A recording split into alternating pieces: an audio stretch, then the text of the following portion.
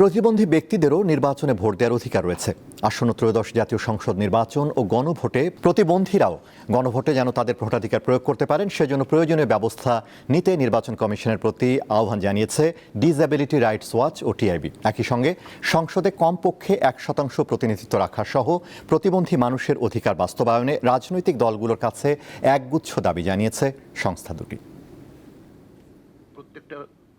বিশ্ব স্বাস্থ্য সংস্থার হিসেবে যে কোনো দেশের ক্ষেত্রে মোট জনসংখ্যার 15% প্রতিবন্ধী। সেই হিসেবে বাংলাদেশে প্রতিবন্ধী মানুষের সংখ্যা অন্তত 2 কোটির বেশি। অথচ বিপুল সংখ্যক এই জনগোষ্ঠীর ভোটাধিকার সহ অন্যান্য মৌলিক অধিকার নিশ্চিতে দেশের রাজনৈতিক দলগুলোর উল্লেখযোগ্য উদ্যোগ বা প্রতিশ্রুতি নেই। ফলে আসন্ন নির্বাচনে প্রতিবন্ধী মানুষরা ভোট দিতে পারবেন কিনা তা নিয়ে সংশয় রয়েছে। এমন বাস্তবতায় বৃহস্পতিবার রাজধানীতে ডিসএবিলিটি রাইটস ওয়াচ এবং ট্রান্সপারেন্সি ইন্টারন্যাশনাল বাংলাদেশ টিআইবি একগুচ্ছ প্রস্তাব তুলে ধরে। দৃষ্টি প্রতিবন্ধী ব্যক্তিগণ ভোট কেন্দ্রে তাদের যে গাইড নিয়ে যাবেন, তারা যা সাথে যাকে নিয়ে যাবেন, তাদের মাধ্যমে যেন তারা ভোট প্রদানের সুযোগ পান। আগামীতে যে দল সরকার গঠন করবে তারা যেন তাদের দায়িত্বের ইনক্লুসিভ একটা সোসাইটি যে গঠন করতে হয়, তাহলে কোনো বৈষম্য থাকতে পারবে না। বক্তারা আরও বলেন, এখন পর্যন্ত রাজনৈতিক দলগুলো প্রতিবন্ধীদের নিয়ে কোনো পরিকল্পনা জানায়নি। তারা আশা করেন নির্দিষ্ট এই জনগোষ্ঠীর ভোট প্রদানের অধিকার দেওয়ার মাধ্যমে জুলাই চেতনার বাস্তবায়ন ঘটবে।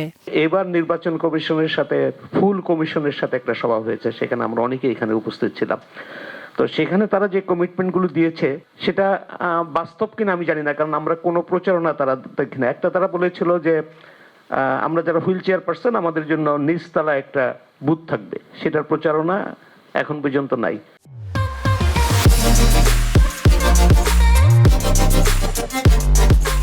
নির্বাচনে সুষ্ঠুভাবে এবং সমান প্রতিযোগিতার ক্ষেত্রে নিষেধ করে যদি নির্বাচন সম্পন্ন করতে হয়, তাহলে প্রতিবন্ধী মানুষের ভোটের অধিকার দেওয়ার সুগম পরিবেশ সৃষ্টি করতে হবে। প্রতিবন্ধী মানুষের অধিকারের আন্দোলন বাংলাদেশের প্রতিটি মানুষের অধিকার আন্দোলনের সাথে মেইন স্ট্রিম বা অন্তর্ভুক্ত করতে হবে, মূলধারায় অন্তর্ভুক্ত করতে হবে।